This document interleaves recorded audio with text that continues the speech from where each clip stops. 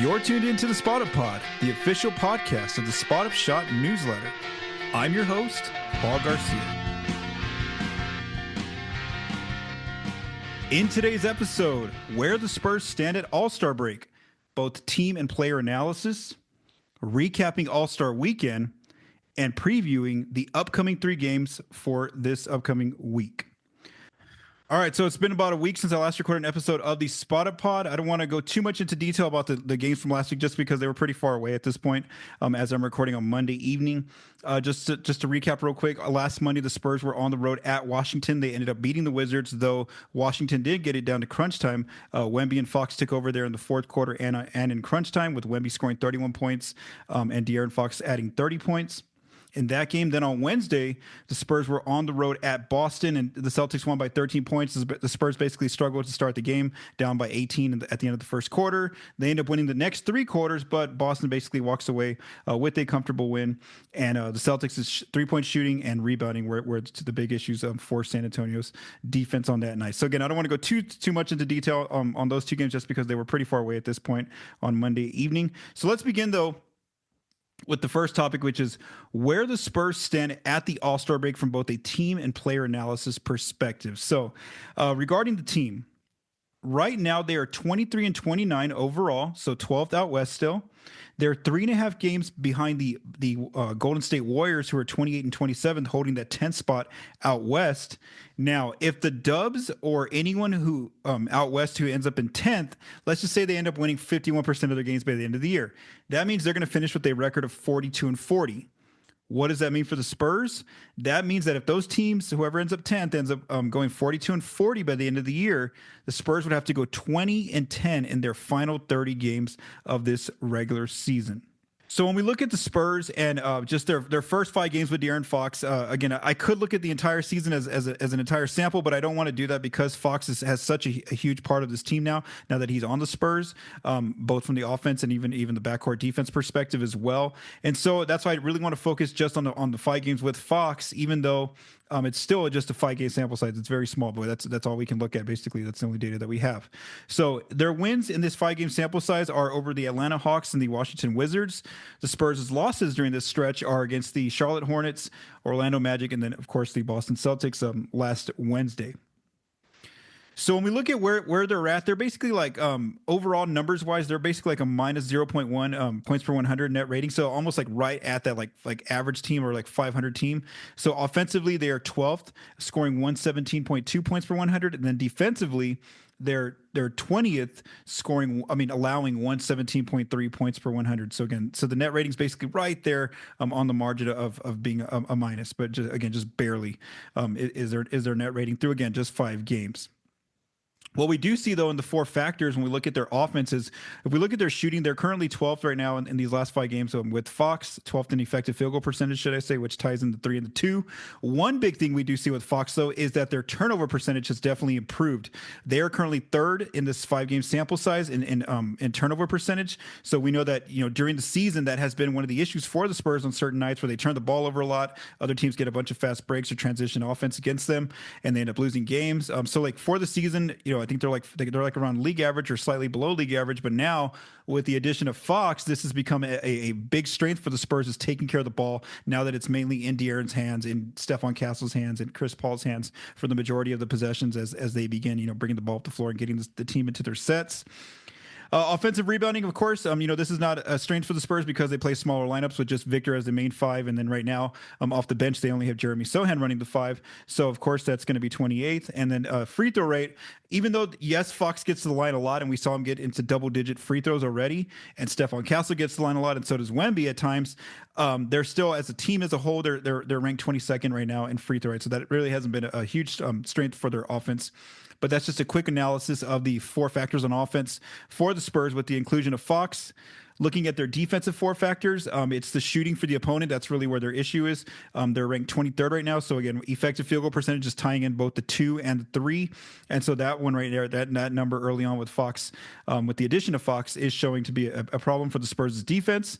They have, though, increase the opponent turnover percentage. So opponents are definitely turning the ball over way more now with Fox's aggressive style of defense out there. And this is something he said he wanted to do, was bring that more aggressive style, up top, in the perimeter area with Chris Paul, Stephon Castle, those kind of wings out there and guards, being able to kind of put more pressure on the defense, knowing that they have a player like Victor there in the backcourt, or in the front court, should I say.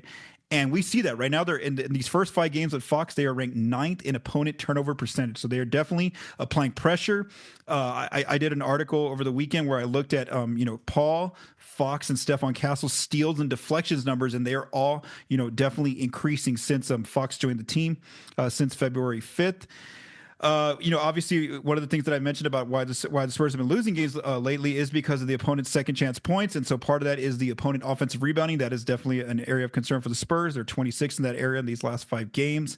And then the Spurs are still, even with the inclusion of Fox, they are still an elite team in not putting the opponent on the foul line. They don't foul very much, so they are first right now in these last 5 games in opponent free throw rate. And, for the season, most of this year, they've been first in that category as well. So again, they do a great job of staying disciplined and not putting the opponent on the free throw line. So really the big takeaways for defensively is the shooting for the opponent, and also the second chance points, the offensive rebounds for the opponent. So again, that's just a quick a summary of where they stand as a team since adding Fox, and we'll see which of those areas they can start to improve on in these final 30 games of the season. Now, to start discussing the players, what I really want to do is focus on the main rotation players. So I'm not going to mention players like Sandro Mamukelashvili, Charles Bassey, just because they don't always get consistent minutes, those players. So I'm going to go through the main players in the rotation that have basically been getting real minutes, whether starting or off the bench, throughout the season for the Spurs, different roles. And I'm going to begin by I'm going to start listing the players by their usage percentage according to Cleaning the Glass, and what is their percentile for their position at that usage. And then also, when I lay out the stats, I do want to warn that these are rounded numbers. So again, all the stats that I'm going to display or discuss are rounded. So if somebody's averaging like 23.8 points, it could be like I'm going to say 24 points. So basically, and for the video, for those of you that watch this on video, I will put all the stats up so you can actually see the actual numbers. But just to make it, because it's easier to say the stats in rounded form, for an audio perspective, I'm gonna focus on that.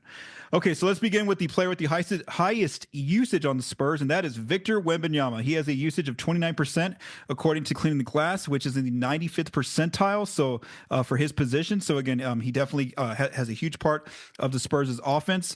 And so here are his base stats: 24 points, 11 rebounds, 4 assists to 3 turnovers, 1 steal, 4 blocks in 33 minutes. His shooting splits are 48% from the floor, 35% from 3, and 84% from the foul line. We do note that he takes the most threes per game on the Spurs right now. He's also second on the team in free throw attempts. And then, of course, he leads the NBA in blocks. And so, again, right now at the All-Star break, obviously we see that these numbers that Victor is putting up is definitely, are really some really, eye-popping numbers, especially leading the league with 4 blocks, 24 and 11, a double-double each night.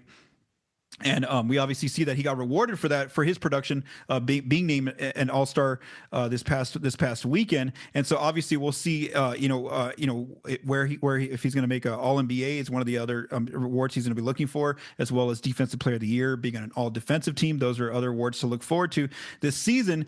Now, I did see who was it? Tim Bontemps, who runs a kind of like a straw poll for the ESPN site. He kind of just asked a bunch of media voters, where players right now on the in the MVP voting, and Wemby's name, I don't know where he was on Bontemps' initial poll, but he's basically fallen a little bit. So I think it was like 8th or 7th in that polling. And part of that is that the Spurs are do have a losing record now. So I think that's going to end up, regarding where Wemby finishes out in MVP voting, it's going to be more so that the team he's on and the fact that they're not, a playoff team right now. They're kind of falling behind a little bit. But again, for the numbers that Victor's putting up, he's having a really good sophomore season so far. In year 2 so far through the All-Star break. And I do want to note, we did see some of his production go down a little bit in those last few weeks before the All-Star break. Part of that was that you could just tell in the interviews and his play on the court, he looked gassed, he looked fatigued. He has been under the weather. He mentioned that since coming back from France. So obviously, that did impact his play. But even some of those nights, he was having like 15 rebounds, 4 blocks, 30 plus points. So even under the weather, Wemby is still, incredible with the amount of production that he brings out there on the floor. All right, so now when I read De'Aaron Fox's stats, I do want to mention again that this is a very small sample size. It's just 5 games. When I talk about the base stats with him and the Spurs, so this isn't accounting the part with Sacramento that he had before. So his usage percentage is right under Wemby's at 28%. So we definitely see that they both have their share in the offense. His is at the 96th percentile for his position. He's averaging so far with the Spurs 22 points, 3 rebounds, 8 assists to 2 turnovers, 2 steals in 36 minutes. And shooting splits, he's shooting 50% from the floor, 29% from 3, and then 76% from the foul line. And we do note that since joining San Antonio, he has become the team's leading free throw attempter, getting to the line the most. And again, it's just a small sample size of 5 games. And like I mentioned last week when I did a more deep dive on Fox, I do think that, the numbers that he's putting up are very encouraging, considering that he's on a brand new team. He has this huge role in the offense where they're really depending on him for a lot. They're giving him already the ball down the stretch in crunch time when the games get into those situations. And so for him, it's more about building chemistry with his teammates, building that chemistry with Wemby. I know that in one of the recent games, they finally connected on their first alley-oop together. I think it was in the game against the Wizards. But again, for Fox, the numbers that he's putting up are pretty decent here. And, looking at the 3-point percentage, obviously, again, it's just a 5-game sample size. We know that he was shooting under like 35%, I think, before coming to San Antonio with Sacramento. But again, those numbers are pretty, pretty encouraging, just considering that he's learning an entire new team, an entire new system, entire new teammates right now, and it's just his first 5 games with the Spurs, and they haven't even had a practice together. That's something that De'Aaron mentioned as well, is that they haven't had an official practice because they were on the road when he joined the team. They were having a game basically every other night, and so again, this off time of being able to rest for the All-Star break, kind of get settled in San Antonio, and then start to get some practices in. This should be encouraging for Fox's future with these final 30 games of the regular season with the Spurs. But again, you can't say anything about 22 and 8 basically each night, plus the 2 steals that he's definitely picked up that number as well. All right, the next player is the Rook, Stephon Castle. He has a usage percentage of 25%, so 72nd percentile for his position, according to Cleaning the Glass. His numbers for the season: 13 points, 3 rebounds, 4 assists to 2 turnovers, 1 steal in 26 minutes. His shooting splits are 42% from the floor, 29% from 3, and 73% from the free throw line. If you want to go visit one of the pieces that I recently wrote about on the spotofshot.com, it's basically talking about Castle's scoring surge since mid-January. So when we look at from this mid-January point, it was January 13th against the Lakers, to right now, he's averaging about 18 points per game, and he's had multiple 20-point plus games during that stretch. And it's not just about him scoring more, it's also about his efficiency has really improved with his scoring of the basketball. So one, he's definitely getting to the free throw line more. At the rim, he's much more efficient about finishing, closer to the rim more efficiently. So whether that's dunking the ball on someone or finishing his layups a lot better, he's definitely improved his shooting around the rim, where it's at an above league average rate now there near the rim. And then also his 3-point shot has definitely improved over the stretch of these last 15 games for him since mid-January, where he's shooting the 3-ball much better as well. And so obviously we see that. The numbers definitely show that he's definitely becoming like basically the Spurs' third leading scorer behind Wemby and Fox. And not only that, he's learned how to do this while coming off the bench, because one of the big issues early on for him in the season was that when he was a starter, he was having these really good games of scoring wise, getting a double-digit paint scoring, getting a few 20-point games on his resume. But then when he would go to the bench, he would kind of struggle a little bit. He just wasn't as aggressive. I wouldn't say he would struggle as much. He just wasn't as aggressive, and part of it was that he wasn't getting as many minutes when he played off the bench. When now we saw in these last few weeks that he had his career high 33 points as coming off the bench, plus he had another 20-point night while coming off the bench. And as I mentioned earlier, he is one of the players who is able to get to the free throw line for the Spurs, and he's third in free throw attempts. So again, so far through the All-Star break, the rookie is definitely showing really strong signs for his first year in the NBA. Again, 13 points, 3 rebounds, 4 assists. And the fact that if we really take a picture of that 15-game sample size right now, he's averaging 18 points per game. So again, Castle's having a really strong start to his rookie season. Obviously, we'll see if he's able to hold this production, because he should become one of the favorites for Rookie of the Year going forward for the rest of the season if he continues to keep this level of production. Plus, he made a big name for himself this past weekend at All-Star Weekend, as I'll talk about, winning the Rising Stars MVP, and then also almost barely losing the slam dunk contest and getting to play against some of the All-Stars on Sunday. Next player is Devin Vassell. So right now he has a usage rate of 22% for his, according to Cleaning the Glass, which is in the 84th percentile according to Cleaning the Glass for his position. Now, when I looked at the his usage rate over the last few years, it's kind of close to where he's been in terms of his percentile rank. It's not too far off. So even though yes, the addition of Castle, the addition of just Wemby becoming having a larger increase in the offense, and then plus adding Fox. Vassell's still getting, his chance in the offense, whether that's shooting the ball, getting to the foul line, turning it over, getting assists, those kind of actions in the offense. He's still getting a good chunk of that based on this usage percentage. So again, we definitely see that he's still getting his opportunity. The issue probably more so is that it's just like seems like his efficiency has kind of dropped a little bit here in this season. So right now he's averaging 16 points per game, around 16 points per game, 4 rebounds, 3 assists to 2 turnovers, 1 steal in 31 minutes. And then his shooting splits, 44% from the floor, 35% from 3, and then 95% from the foul line. So again, I think that it's more so the shooting, the efficiency, especially there at the 3-point line, is where you would usually expect Vassell to have a higher number there. But again, that hasn't quite happened so far this season. And so I think that part of it is that I think now that the Spurs have added some better players to the team, the expectations are getting raised for players like Vassell, for like a player like Keldon Johnson, as I'm going to talk about, for a younger player like Jeremy Sohan, just because now that the expectations are getting elevated here for the team, and then for a player like Vassell who got a contract extension, there's like a certain, I guess, amount of production that you would expect from him to produce each night, and so he's obviously having some issues, especially with the efficiency shooting the ball, is what I'll say. And for him too, it is an adaptability issue where he's now going from being maybe last year it was Wemby and him, they were the top 2 key playmakers for the Spurs. Now all of a sudden he's now 4th basically, where it looks like it's Wemby, it's Fox, it's Castle, and now it's Vassell. And then of course if he's a starter, he's probably 3rd now in the starting lineup of having to create for himself for others. And so again, that's just something to watch, is that it is a little bit of a new role for him so far at the All-Star break for Vassell. But again, we'll see if maybe he can pick up that 3-point shooting number, because that is one where he's going to have to get used to maybe not having as many pull-ups or actions where he has a defender near him, where more so now Fox is creating shots from, Wemby's creating shots from there in the starting lineup. Similar to Vassell, Keldon Johnson is also kind of figuring things out now, kind of again facing a situation where he's no longer one of the key go-to players on this Spurs team like he was a few years ago when they were at their tanking stages. To get a player like Wemby on the roster to have one of the worst records. So again, for Keldon, it's also been kind of a transition as well, trying to figure things out with less minutes for him and also a reduced role. And so here's where his numbers are. His usage percentage is at 19%. Usage rate, so that's 65th percentile for his position. So that's definitely gone down from what he's used to for his position in prior years. He's scoring 12 points per game off the bench, 5 rebounds, 1 assist to 1 turnover, 1 steal in 23 minutes. And then his shooting splits are 45% from the floor, 30% from 3. That's kind of been an issue for him this season, is that, he's never been, a highly accurate shooter from 3, but he's definitely been better than 30%. So again, that's one thing. His 3 ball has just kind of been very inconsistent so far this season. And then 76% from the free throw line is Keldon.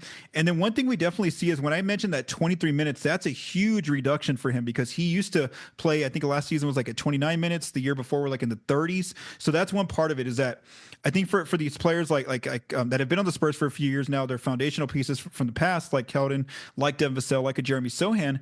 They're having to be more efficient and more productive in less time, or they're not on the court as long, or maybe their roles have definitely changed, and maybe they don't have as much hand in the offense, with the ball in their hands as they're used to getting the prior years. So again, that's been a big adjustment for a player like Keldon. So yes, he's still coming off the bench, but we do see that he has to be productive. If not, there's some games where he's barely playing. Where he's getting under 20 minutes on some nights lately. If he's not being as productive coming off the bench, and so again for him that's a huge adjustment as well. And so again that's something to look forward to. And of course he too recently a few years ago got a contract extension, and so again there's more kind of responsibility now on his shoulders to kind of have to figure things out and really produce in even his limited time that he's out there on the floor. So I just feel like there is more pressure on those players who were kind of on the Spurs prior to like Wemby and Fox and Castle joining the team. Next player is Chris Paul. So his usage rate is at 19%, which is very low. 14th percentile for his position. So again, he doesn't. Even though yes, he has a lot of part of the offense because he's bringing the ball up the floor. He's kind of getting the players in their sets. He's always communicating with them. He doesn't really like end up taking like a lot of the shots. Maybe his biggest contribution is getting those assists to the players that on the offense. So again, a lot of it he doesn't really get to the foul line either. So when we talk about usage, incorporating getting to the foul line, taking a lot of jump shots or taking a lot of shots, getting assists and turnovers, Paul's usage is very low for a player at his position. So his numbers, he's averaging 9 points, 4 rebounds, 8 assists, 2 turnovers, and 1 steal in 29 minutes. His shooting splits, shooting 41% from the floor, 36% from 3, and 95% from the free throw line. And so obviously right now it looks like with the addition of Fox, it does look like the Spurs do plan to carry out this 2-guard lineup of having Fox and Paul start.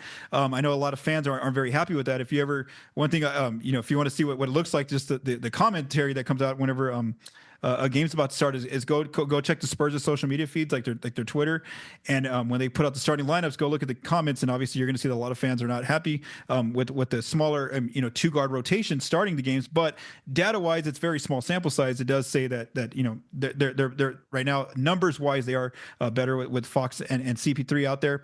But again, so right now because of where the Spurs are, I don't think that they're going to try to move this along in terms of moving on from Paul as a starter. I think that they will continue for the remainder of the season to have him starting.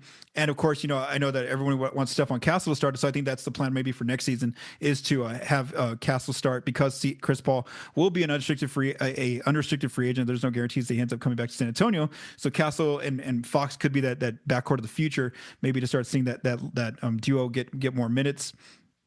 But again, that's kind of where CP3's at, playing in 1 year for the Spurs at the All-Star break, 9 points, 8 assists to 2 turnovers, 4 rebounds. Again, that's kind of what I would say that's probably what you expected numbers wise from him coming into this season. Next player is Jeremy Sohan. His usage rate is at 18%. Which is in the 57th percentile for his position, so kind of like right there at league average. And that's not too far from where Sohan's been in the past, kind of in that 50th percentile has kind of been his range over the last few years with the Spurs. He's averaging 12 points per game, 7 rebounds, 3 assists to 2 turnovers, 1 steal, 1 block when rounded, and 26 minutes. Shooting 55% of the floor because a lot of his shots come from the rim. So again, his accuracy, his field goal percentage looks pretty good at 55%. 34% from threes. Again, we know that he doesn't really take many, out there. Again, 34% is not a bad number, but again, we just know that when you actually watch the games and see the volume, it's not a lot. Teams leave him open on purpose, but hey, at least he's making 34% of them now, and 72% from the foul line. And so for him too, I would just say too, it's been an adjustment where he's had to deal with some injuries. He had that early thumb injury early on the season. Then he comes back for a few games. He gets injured with the back injury, and then he's out for multiple games with that back injury. And now he's kind of still trying to find his place on the team where he's coming off the bench as the backup center. He obviously, it doesn't look like he's as comfortable with that role. He'd probably prefer to be out there as a starter alongside Victor because Victor draws a lot of attention. Sohan's able to find different cuts, guard out on the wing, guard inside. He definitely looks more comfortable, you would say, by the eye test as a starter, but the Spurs need spacing, they need shooting, so they're going to have Harrison Barnes out there because he does that role very well for the Spurs. And so again, for Sohan, this is an interesting final 30 games of the season. And here's why: because he is going to be extension eligible this upcoming summer. So again, the Spurs have a chance to extend his contract this upcoming off season, and if not, then he could play out next year and then become a restricted free agent in the summer of 2026. So again, I think that this is a very critical last 30 games for Sohan, just to see, does he find a comfortable place off the bench, or do the Spurs end up moving it back to the starting lineup? What does his production level look like in these last 30 games? Because this could be a huge part of negotiating when it comes to a contract extension. If he's not being as productive and this team can't really find a clear role for him, maybe those who knows how those negotiations go down if they happen there in the offseason for Sohan. Next up is Julian Champagnie. So his usage rate is at 15%, 42nd percentile. So again, we know that for his position. So we know that, of course, he doesn't have a huge part of the offense. Just mainly out there to provide spacing, shoot threes if he has to make some secondary decisions with the ball in his hands. So his numbers right now are 10 points when rounded, 4 rebounds, 1 assist to 1 turnover, 1 steal, and 25 minutes. And then his splits are he's shooting 42% from the floor, 36% from three and 91% from the free throw line. And so what I'll say about Julian is that, we saw that he was really, he was a lot more impactful and productive when he was a starter. He was getting a lot more shot attempts, just a lot more minutes, a lot more opportunity. And now as a bench player, he's kind of just coming in and not getting as many minutes at times, or he really has a small window to be productive in those games. And he really has to make the shots that he's provided with from the 3-point line. And so he's kind of his accuracy is kind of come and gone there from the 3-point line since getting off coming into the bench role. And so again, we'll kind of just see how he continues to be one of those players off the bench. I will note that who was it? I think it was Castle or somebody. I think it was Castle mentioned how with that second unit he is he is able to kind of get inside a little bit more, get to the free throw line, get into the paint. And part of it was that he says that they run a lot of 5 out on the second unit, and so Champagne is a part of that. Even though yes, maybe he's not getting a lot of 3-point shots or he's not making them highly accurately right now, at least he's providing some spacing for a player like Castle to be able to attack inside. So there is some sort of advantage there for having Julian coming off the bench. But again, we have seen that earlier this season he was a lot more effective and productive as a starter compared to a player off the bench. All right, now the final player is Harrison Barnes. Wow, so that's interesting, right? So we see that on a nightly basis. Barnes is usually like the 4th or 5th, leading scorer on the team, really having a big impact for them. But when we see that his usage, he's really, really efficient. Again, the fact that he's last here in usage at 14% for his position, which is 37th percentile, 14% usage, that I say, and he's averaging 12 points, 4 rebounds, 2 assists to 1 turnover, 0 steals when rounded, and 28 minutes. And here's why. Look at these splits. 50% from the floor. Very, very intentional and deliberate about either attacking inside or taking the 3 if it's there for him. 42% from 3. Again, not a super high volume 3-point shooter, but if he's going to take a 3, he's going to take it. It's a 3 he's definitely ready to take. And so he makes 42% of his threes, the best basically 3-point shooter on the team. And then 81% from the free throw line. We see that when he drives, he's able to get to the free throw line at times. And so again, that's just shows you that Barnes is very efficient in his minutes when he's out there, and his productivity level, that he doesn't really waste a lot of the offensive possessions. If he's going to take a shot, it's going to be very intentional, very deliberate, and he's doing it with a high efficiency. And so we do see that the fact that he's the last player here in usage percentage, and that he's very impactful in just the shots that he's making, or his ability to get to the free throw line or to score inside. So again, Barnes has had a pretty good season there for the Spurs, and obviously we see that he's making 42% of his threes. So again, we don't see why they would take him out of the starting lineup. So that should be his position still going forward. Let's keep going. All right, so now looking at recapping the All-Star break, just kind of what happened over the weekend. I'm just going to give a quick summary if you were able to watch some of the events that took place. So let's go to Friday. Stephon Castle was in the Rising Stars tournament, so his team won the first game, and then they advanced to the knockout round, and they ended up winning that game as well. Castle had a very good 2 games in this Friday night, where he ends up winning the Rising Stars MVP award. So again, Castle had a good Friday night.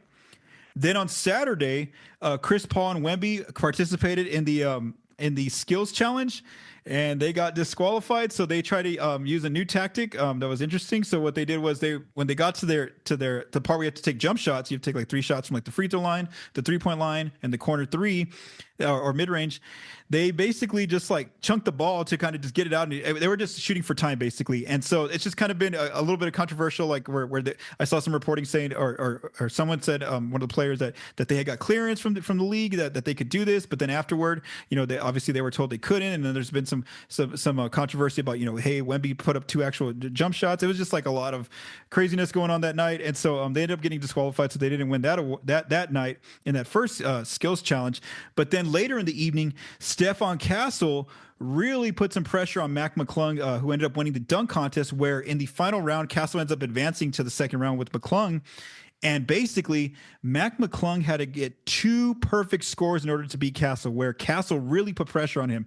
I honestly didn't think he was going to get this dunk to go down. It just because of, he's a guard, you'd expect him to do this. So what happened was he had someone shoot a shot off the glass and it goes in the net. Well, when it goes in the net, Castle jumps in the air, he catches it and goes between the legs and dunks it. Again, it took him a few tries, but I just, visually you just see him and he looks like when he's catching it, he's so far underneath the rim that you don't think that he's capable of doing this. And then no, he grabs the ball in the air, he puts it through his legs and smashes it through. So that was one dunk that was really impressive for Castle. Then his second one, he's driving in. he goes up with that cradle position with the ball in his right hand. He gets it behind his back, cradles it into his left hand, and then dunks it down. Again, that was a very impressive dunk. And again, he did this all while in midair. It's just something that I've only had seen in video games done before. And so again, he really put pressure on McClung, but McClung ends up winning the dunk contest with again having to get 250s there in his final two dunks to beat Castle. And then on Sunday, All-Star Sunday, Wemby's team won the Global Stars, I believe they were called. They ended up beating the Young Stars, which were like a team of like Jalen Brunson, Tyler Hero, Jaren Jackson Jr., Evan Mobley, and Jalen Williams. So they ended up winning that game. Wemby ends up winning that game. You can tell he was a lot more, definitely very aggressive in this game, really trying, definitely putting a lot of effort and energy into this game, getting some blocks, running the floor, getting some dunks there in that first game. So they win. And then Castle's team is playing the OGs, which is some of the older veteran players in the NBA All-Stars, such as Steph Curry, Kevin Durant, Dame Lillard, Jason Tatum, and Jaylen Brown, the Boston Wings. They're not they're not as old as those other players, but still they have a veteran their veteran combo. And so they end up that team the OGs ends up beating Castle's team. So then for the finals, it's Wemby's team versus the OGs, and then in that game Steph's team really took over. Steph Curry ends up getting the All-Star game MVP in that game, and so so they ended up. Steph's team ends up winning that night, and Wemby ended up losing there in the final. But again, he was very aggressive, really trying to block shots, to make some shots from outside, get some inside looks as well, looking for his teammates. So again, Victor definitely said he was going to take it more seriously than other players have before, and we definitely saw in his effort level out on the floor in the All-Star game. Make sure to visit thespotupshot.com if you'd like. Subscribe over to the Spot Up Shot on the email newsletter. So over there, I have a piece called The Inbox where I answered 2 questions from some subscribers, where the first question was about, De'Aaron Fox extension, as well as what happens if Luka Doncic, and the Lakers don't work out and he ends up becoming a free agent in 2026. Basically, like, what would the Spurs' path be to trying to get Luka in free agency if he ends up becoming a free agent in 2026? And then another question that was asked by a subscriber was, what do the numbers look like defensively with Fox and Castle out on the floor early on in this early 5-game sample size? So I did a big data breakdown there as well. So again, that's over on the Spot Up Shot. I had another piece that I mentioned earlier called Stephon Castle's scoring search since mid-January. And in this one, I put it down for a bunch of different numbers and charts and looked at Castle's big scoring search since that January 13th date against the Lakers. And then finally, I had another film piece called The Off Day Fox and Wemby in the fourth quarter against the Wizards, where I took some film from that fourth quarter of Wemby and Fox and where they each scored over 30 or more points, and how they really put the Wizards away, and they really start to see that chemistry building between the two players, and how a defense really struggles to basically pick your poison. Do you want to try to stop Fox, or do you want to try to stop Victor? And so that's what we saw there in that piece. All right, so before we end this episode, let's go to preview the upcoming 3 games for the Spurs after the All-Star break. So they do resume play on Thursday. They are going to be in Austin, Texas, hosting the Phoenix Suns. So this is considered a home game for the Spurs, even though it's in Austin. The Suns right now are 26-28. They are 11th out west, and they went into the All-Star break struggling at 3-7 in their last 10 games. So for this one, because the Spurs have had a fresh break, I'm going to go ahead and go with Spurs win. Plus they should maybe get a practice in before this game. So I'm going to go ahead and say Spurs win this game. Then on Friday, the second night of back-to-back, the Spurs are still in Austin. Now they are hosting the Detroit Pistons for the first time this season. The Pistons have had a really good season so far. They are 29-26. They are 6th out east, and they are winning 6. They are 6-4 in their last 10 games. So just because of where the Pistons kind of stand right now, I'm going to go ahead and say Pistons win that one. Plus the Spurs are on the second night of back-to-back, so I'll say Pistons win that second game. And then on Sunday, the Spurs continue the rodeo road trip where they travel on the road at New Orleans against the Pelicans. The Pelicans are really struggling this year, mainly due to injuries to multiple players. So they are 13-42 this year. They are 15th out west, last out west, and they are 1-9 in the last 10 games. So I'm going to go ahead and say Spurs win this one. We saw the Spurs beat the Pelicans earlier this season in San Antonio. So again, I think that the Spurs should go 2-1 in this upcoming week. We will see what happens. And my next episode should be out on Monday, February 24th. Thank you for taking the time to listen to this episode of the Spot Up Pod. If you like what you heard, please subscribe and leave us a rating on your favorite podcast apps and our YouTube channel. The Spot Up Pod is recorded and produced by Paul Garcia. The music for this episode was written by Vincent Garcia and Paul Garcia. Thank you for listening, and have a great day.